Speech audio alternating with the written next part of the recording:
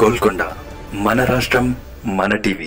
Please subscribe Golconda TV. For more updates bell button పై click చేయండి.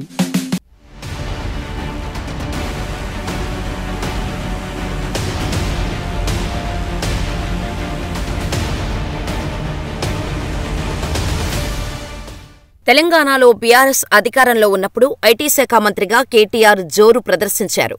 విదేశీ పర్యటనలు, కార్పొరేట్ సంస్థలతో మీటింగులతో బిజీగా ఉండేవారు. అలాగే బీఆర్ఎస్ వర్కింగ్ ప్రెసిడెంట్గాను పార్టీ కార్యక్రమాల్లో యాక్టివ్గా ఉండేవారు. ప్రత్యర్థి పార్టీల విమర్శలకు, ఆరోపణలకు తనదైన స్టైల్లో దూకుడుగా రిప్లై ఇచ్చేవారు. కానీ కాలం ఎప్పుడూ ఒకేలా ఉండదు కదా. రాజకీయాల్లో ఓడలు బండ్లవటం కామనే. ఇప్పుడు తెలంగాణలో బీఆర్ఎస్ అధికారంలో లేదు, ప్రతిపక్షంలో కూర్చుంది. ఈ నేపథ్యంలో కేటీఆర్ మాటల్లోనూ తేడా స్పష్టంగా తెలుస్తోందన్న అభిప్రాయాలు వ్యక్తమవుతున్నాయి. అధికారాన్ని అడ్డుపెట్టుకుని తండ్రి కొడుకులు కేసీఆర్, కేటీఆర్ వ్యవస్థలను వాడుకున్నారనే ఆరోపణలు ఉన్నాయి. తమను ప్రశ్నించే వాళ్లే లేరని, ఇష్టమొచ్చినట్టు ప్రవర్తించారనే విమర్శలు ఉన్నాయి. కానీ ఇప్పుడు అధికారంలో లేకపోయేసరికి కేటీఆర్కు వాస్తవం బోధపడినట్టుంది. అందుకే తెలంగాణ అసెంబ్లీ ఎన్నికల్లో ఓడిపోవటం వల్ల తాము ఫోన్ చేసినా అధికారులు, పోలీసులు స్పందించటం లేదని కేసీఆర్ వ్యాఖ్యానించారు. లోక్సభ ఎన్నికల్లో గెలవకపోతే మరింత పలచనైపోతామని ఆవేదన వ్యక్తం చేశారు.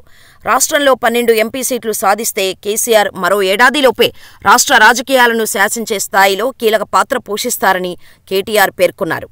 కానీ ప్రస్తుతం తెలంగాణలో వాస్తవ పరిస్థితి చూస్తే బీఆర్ఎస్కు 12 కాదు కదా, 2 లోక్సభ సీట్లు కూడా వచ్చే అవకాశం లేదన్నది విశ్లేషకుల అంచనా. ఈ లోక్సభ ఎన్నికల్లో తెలంగాణలో ప్రధాన పోటీ కాంగ్రెస్, బీజేపీ మధ్య నడుస్తోంది. ఈ 2 పార్టీలే మెజారిటీ స్థానాలను సొంతం చేసుకునే ఆస్కారం ఉంది. అవి పోగా బీఆర్ఎస్కు 2 దక్కినా గొప్పే అనే అభిప్రాయాలు వ్యక్తమవుతున్నాయి. ఇది తెలిసే బీఆర్ఎస్ ఉనికిని కాపాడుకునేందుకు కేటీఆర్ ఉద్వేగభరితంగా ప్రసంగిస్తున్నారనే టాక్ వినిపిస్తోంది.